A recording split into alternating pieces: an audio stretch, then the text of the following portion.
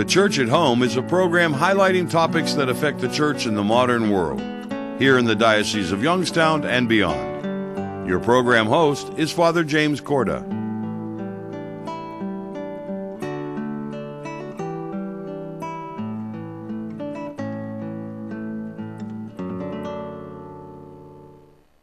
Hello and welcome to this edition of Church at Home. I'm Father Jim Corda. Our subject today is on the Catholic schools. And so joining me in our discussion is Dr. Nick Walsinovich, who is the acting superintendent of the Catholic schools here in the diocese. And Nick, it's such a pleasure to have you on the show today. Thank you. It's great to be here. We know that in the church, that the largest non-public, non-governmental system in the church is our Catholic schools. Yes. How important have the Catholic schools been in the history of the church in the United States? Well, very, very important. And Catholic schools has changed significantly. But way back when the church started to grow in the United States, they had the Baltimore Synod had decided that they really felt education was terribly important. So they asked every parish to have a school so that the faith can be passed on to the young people. That's why we have Catholic schools, to pass on our faith to our young people, not to teach math, science, or language arts, although we do that and do it extremely well by evidence of our test scores, but to pass on our faith to our young people. And we continue that tradition all the way up until today.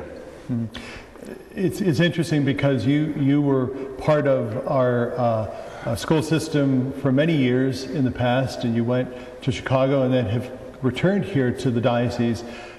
Two things. How have things changed here in the diocese since you've been back? And in comparison, what was it like in Chicago? Well, what has changed here primarily is the size of our schools and the number of schools. We've closed 19 schools in the past 10 years, those 10 years that I have been gone. And certainly the size of the schools that we do have, some of our schools are quite small, so we're really struggling to keep them open. And I would say that there's a lot of similarity between what is here in the Youngstown Diocese versus the Archdiocese of Chicago. We had to close a number of inner-city schools where we are experiencing the same kinds of challenges there as we are facing here. One of the things, though, that we learned in Chicago and we've learned across the country is the importance of engaging lay people in the governance of our schools to be a little bit more aggressive about how we're attacking and moving our schools forward. I think that's an extremely important part of what we're doing. Can you talk a little bit about that specific structure that we're looking at? For example, the terms of regional schools and the office of president. Well, the first thing would be the governance. And the governance would be that we're looking at what we call a two-tiered governance structure, where you have the owners, who might be the bishop or the pastors, and then they appoint a board, which would be the school board of directors, and they help to direct the school along with what we call now a different administrative structure, where you have a president and a principal. The president is his or her job would be to work with the community out there to try and generate the kinds of resources that are needed to operate the school. The principal, meanwhile, is back at the school running the educational programs with the teachers. So there's two different distinct responsibilities. The president is out in the community generating resources and conducting what we call institutional advancement activities, such as marketing and strategic planning and fundraising and those kinds of things, whereas the principal's back to the shop, so to speak, running things. Is that a new phenomenon in the church today, or is that something that's been going on for a while? Well, it hasn't been new. It isn't new for private Catholic schools like the Jesuits. You know, they are very famous for that kind of model. What is new is that it's coming into the diocesan structure. And our philosophy is, and we really believe this is true, and it's worked out in other situations, that when you bring lay people into the real governance, decision-making of a Catholic school, you get them very aware, you make them very aware of the challenges facing our schools, and then they become part of the solution. They help you solve those challenges, and rather, if they don't know anything about those challenges, they can't do anything. So this governance structure will bring them on board. When we're finished in about a year or so, we're going to have 27 of our 34 schools under that kind of structure, both governance-wise and administrative structure, where we have the president-principal model. And we're going to have somewhere close to 250, 300 lay people involved in governance of those schools. I think that's a huge step forward. One of the words that we oftentimes fail to hear or to talk about when we're talking about the Catholic schools is that whole sense of mission. There's a particular mission that we're involved with, which ultimately is part of our ministry.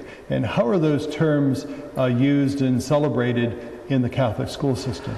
Well, you always start out with that mission, and of course our mission is Catholic school education.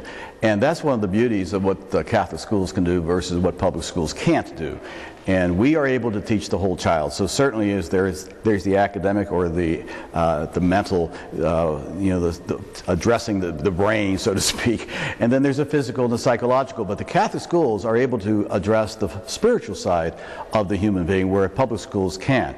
And that's our mission. And that's when I spoke about earlier about passing on our faith. We're in the process of forming young people and shaping them in a Catholic way so that they are able to know the Catholic faith and live it accordingly. That's our mission.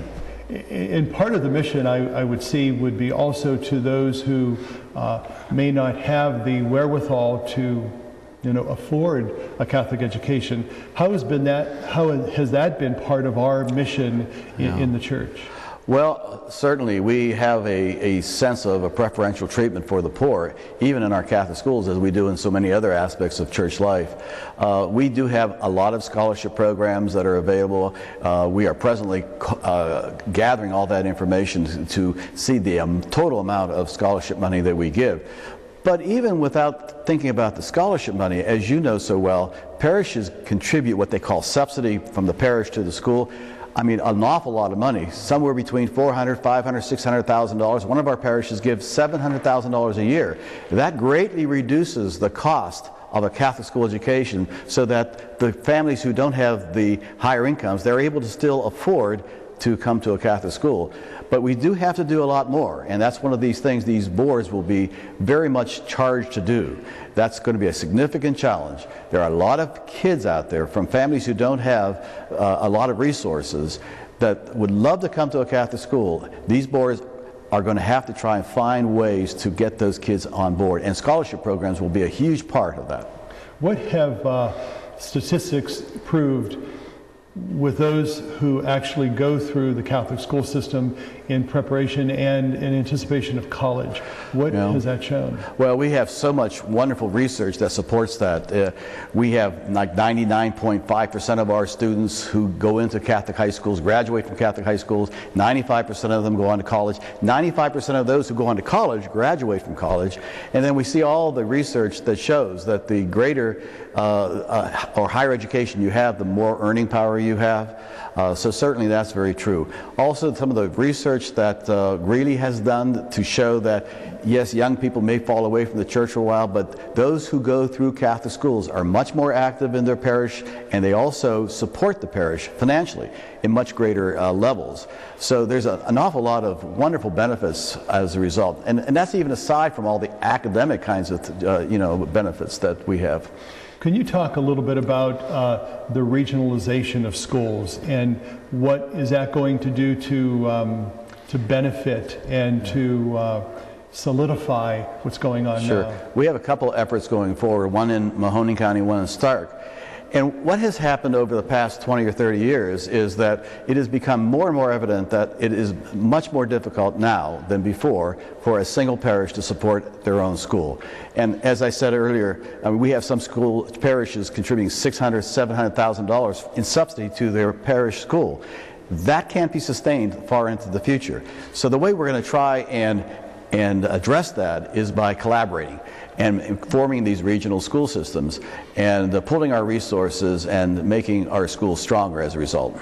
One of the components, obviously, why we exist as a Catholic school is the religious aspect. How important is that in the life of the student, but also in the life of the church? Well, extremely important. We make sure that we are able to teach the faith by virtue of having certification programs for our teachers and administrators. Every child must attend religion class. They must attend, of course, all the religious ceremonies, including Mass. But certainly we feel that as we train them and form them in their faith, they will become better parishioners later on in life. So that's very important. And many times when we talk about the closing of the school, so many parents will say what they need that formation in order for their children to continue practicing their faith in the future. And that's exactly what the research shows, that those kids who do participate, go to Catholic school, actually what Greeley said was 8 years or more, that those kids are the ones who grow up to be more active parents, and parishioners, and also contribute more to the parish. We're coming towards the last few minutes of our time together. I'd like to talk briefly about the whole thrust of evangelization. Mm-hmm. That seems to be what we're trying to recapture in the church and hopefully within our Catholic school system. How does that whole phenomenon play out in the Catholic schools, that role of evangelization? Well, I'm glad you raised that as an issue, because I understand in the priest convocation you had Father Frank DiCiano from, he used to be in Chicago. I knew him as a pastor there. He started his own school. He felt so strongly about the evangelization character of the Catholic school. But we need to do more of that as a Catholic Church, because as you know so well, and I have experienced, the percentage of people who are practicing their faith has decreased significantly. So obviously we have to address that. And when we address that, we're going to also be able to buoy up our Catholic school enrollments. So we have a big job to do, but we have to be intentional, I think, in addressing that evangelization. So coincidentally, the priest, as I said, convocation talked about that. When I go to the Catholic School Superintendent's meeting next month, the whole subject is going to be about the evangelization role of the Catholic school in that whole process. I think we need to try and get more people back to church, and I think that as they support the church, they will support the school. In closing, what would you tell people who might be considering enrolling their kids in the Catholic school? Or what about those who are not in the Catholic school system, that are in the public school system or private school system, that might need to know about it? Well, I think, again, you fall back on the research. If you just take a look at what the research says in terms of academics, in terms of the personal growth of young people, the behavior, how they support multiculturalism better, how they are much more prone to participate and serve others, all those benefits, in addition to the academics and all those benefits of going to college and achieving well in college, I think there are an awful lot of things that should speak to the value of why anyone should send their kid to a Catholic school. Well, we certainly appreciate your presence on the show today and continued blessings in your work as acting superintendent. Thank you very much, Father. Stay with us. We'll be back in a moment. St. Joseph and Immaculate Heart of Mary School is currently enrolling students for the next school year. St. Joseph and Immaculate Heart of Mary is a Roman Catholic school of the Diocese of Youngstown dedicated to the traditions and values of our Catholic faith. The school offers all-day kindergarten, state-of-the-art technology, and high school prep courses such as algebra for their students. St. Joseph and Immaculate Heart of Mary, serving Austintown and the surrounding communities, participates in several service projects throughout the school year. Along with its academic excellence, the school also offers faith formation, an athletic program, as well as activities such as band and choir. For more information, or if you would like to visit the school, please call 330-799-1944 or write to us at sjihm@zoominternet.net. Welcome back to our show. We're talking about Catholic schools. Joining me now is Brian Sinchak, who is the president of John F. Kennedy Catholic School in Warren. And Brian, such a pleasure to have you on the show today. Thank you for having me, Father. We're talking about Catholic schools, obviously in general, but now we want to get specific and talk about the JFK school system. We know that it's rather unique because it's really a regional system. So can we talk about how that works and what's involved in all of that? It is a regional system. We have a lower campus, which is our elementary campus. It houses our preschool program through our 6th grade on the campus of the Blessed Sacrament Church community. And then our upper campus is the John F. Kennedy Upper School, housing grades 7 through 12. What makes it sort of a unique situation is that because of its regional structure, the supporting parishes in Trumbull County help to make the school the success that it is by their financial support and also their participation on our board of directors. And it seems to me that in order for it to work, everyone has to kind of be on the same page and working together. Absolutely. Because it's not something that one place does on its own, but it's a collaboration. Correct, and I think that's what's been the success, is that at least fiscally, it helps our school system to have the support of our parishes in Trumbull County. And the work on our board of trustees as well. Wonderful folks doing good work. Helps put everybody on the same page.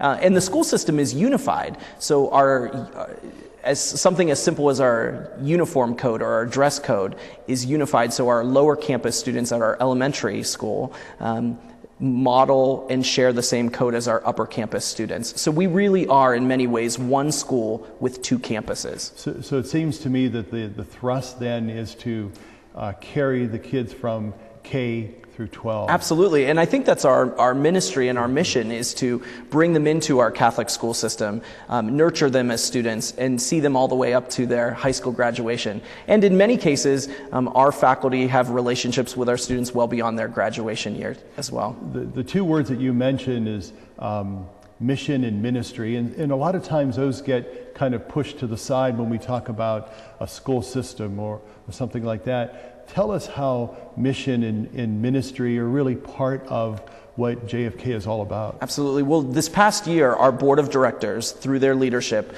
really committed themselves to our Catholic identity and our mission work. So we've actually funded a position for a full-time administrator to be the director of our mission and ministry for the entire school system.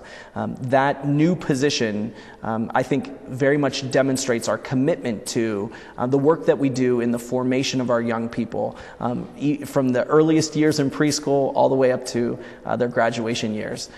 That position also helps to collaborate with our supporting parishes so that pastors in the church communities in Trumbull County feel very much that they have a piece of ownership in the school and are aware of the good work that's happening there, and hopefully have some connections to our students. We'd like to talk also about your main responsibility as president. How does that whole structure work? It's a really interesting structure. It's one that is nationwide, and some of the most successful schools in the country have developed and implemented this model of a president and a principal. The president's primary responsibility involves the fiscal oversight of the school system and the business operations, from facilities to budgets to staffing to overall policy for the school. And the principal is more day in and day out operational manager of a school system and directly overseeing the curriculum of the school. This sort of model in private education, again, has been quite successful because it allows the president to focus on development work, bringing in funds that create resources to do good work in the classroom, and it allows a principal to focus in on what they ought to focus in on, which is the quality education and sort of being innovative in curriculum and development. Tell us some of the success stories that you've experienced at JFK in that area. In a short amount of time at Kennedy, we have raised significant resources to fund innovative educational initiatives. In fact, this past year, we were one of 12 schools in the country recognized for our innovation in curriculum and instruction due to our structure of our prep programs. So students at our upper campus can actually specialize their curricular tracks to focus in on law, business, or medical preparation studies before they graduate high school. Additionally, because of funds raised through development efforts, we've been able to improve technology to really be a cutting-edge school. All of our classrooms are equipped with smartboard technology, and our new incoming freshman class will all be given an iPad 2 to personalize their learning opportunities through our high school campus years. All of these things would not be possible without strong development work, and the work of the President's office is really to make that happen. I guess when we talk about funding and finances, that's always one of the most difficult components in any institution. And in particular in Catholic institutions, to get people to financially buy into this. Obviously, there's something that needs to be done for those folks to understand the mission and the ministry of what Catholic school is all about.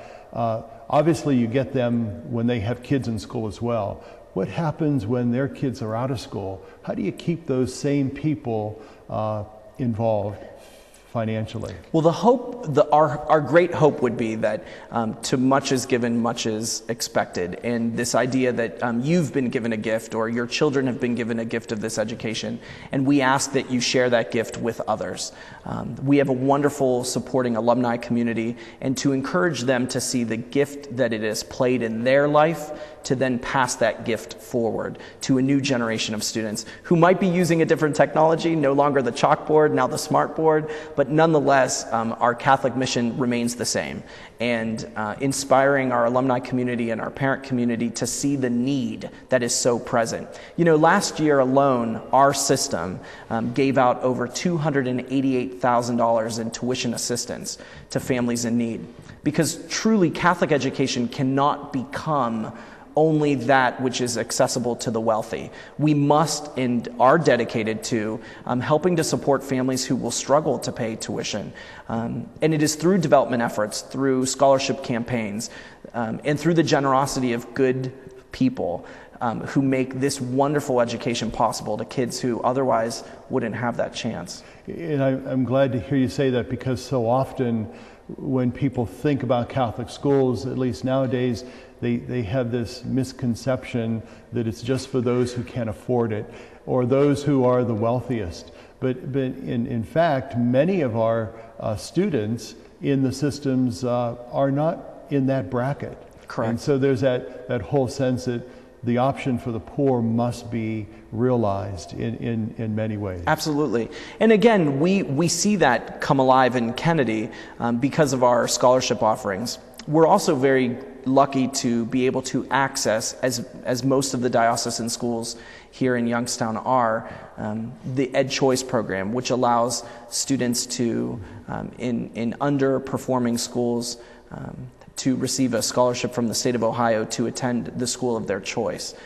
That program has enabled students who otherwise might not be able to access Catholic education to have a chance to apply for admission, to receive an acceptance, and then to work out a financial package that can assist them. Is there a certain percentage of those students who are part of the JFK community from the voucher system, or is it a small amount? It's a relatively small amount for Kennedy. We have a few elementary schools that are eligible for the Ed Choice program, but we have not seen that impact our high school community much because the supporting schools in our area don't fall in that category to receive the Ed Choice scholarships at this time. The one thing that I also wanted us to talk about is, what does JFK do for the community at large? You know, it's just not for the Catholic community, but, Sure. but what does it do for the city or for the surrounding area? We're very committed to service. I actually think our commitment to our community, not only our local community, but to our national community and our international community, is quite strong. At our high school campus, we have students engaged in the St. Vincent de Paul Soup Kitchen locally. We help support in small ways the Warren Family Mission. On the national scene, we support our troops overseas through efforts to supply them with much needed personal care items during seasonal times. And then internationally, we're very proud to be partnered with Rostro de Cristo, which is an international service program in Durán, Ecuador. So this will be our 4th year participating in that program, and some of the best colleges and universities in the country also participate. We send students to a leprosy hospital in Ecuador each summer, and I'm proud to accompany students on that journey each year. You know, that whole sense of the spirit of service and outreach is so integral to who we are as Catholic, but also that's something, it's part of our mission and ministry that we invite and encourage our young people to continue in our name and in the name of the church. Absolutely, and I think what's really critical about service programs and what makes Kennedy's work so well is that it is a three-tiered approach. We have to be grounded in our local community. We must serve those most in need in our immediate area. But we also must challenge our students to look beyond our borders, not only locally, but also internationally, to see the need that is so present in the church in the world, not just the church in the Diocese of Youngstown. We're getting towards the end of our time together, and we know that the regional system in Warren, in particular in JFK, is working very well. What is your hope as you look down to the future? Because obviously that's important. You know, we just can't be rooted in the past, but we've got to start looking ahead. What are some of those hopes and dreams that you have for JFK? Well, one of the things that the board of directors at Kennedy has talked a great deal about is that our commitment to Kennedy being a place where tradition meets innovation. And I really do believe that our Catholic schools, to be successful, Kennedy, but also our other schools in our diocese, must be committed to innovation and to moving forward boldly, not relying upon what we've done 20 years ago, but what is in the next 20 years. And at Kennedy, we're pushing ourselves to imagine and envision what that is, because we're preparing students for a world with new problems, and we have to equip them appropriately to be successful. Well, Brian, we certainly appreciate your presence on our show today. Continued blessings in your work and ministry with JFK and the whole system. Great. Thank you very much, Father. Thank you for being with us. Have a nice day, and God be with you.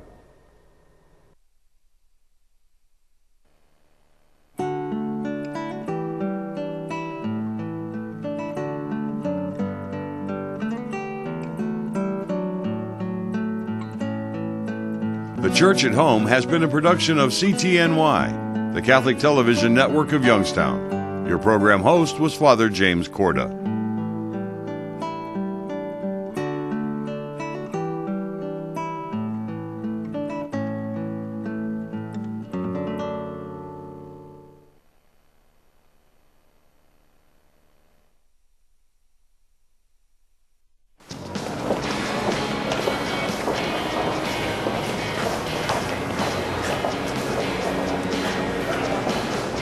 Come on, man. Just do it quick. No one's watching.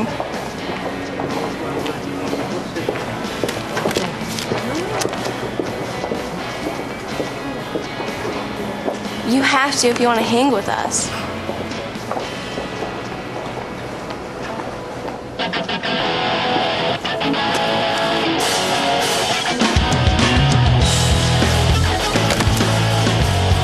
The other one too?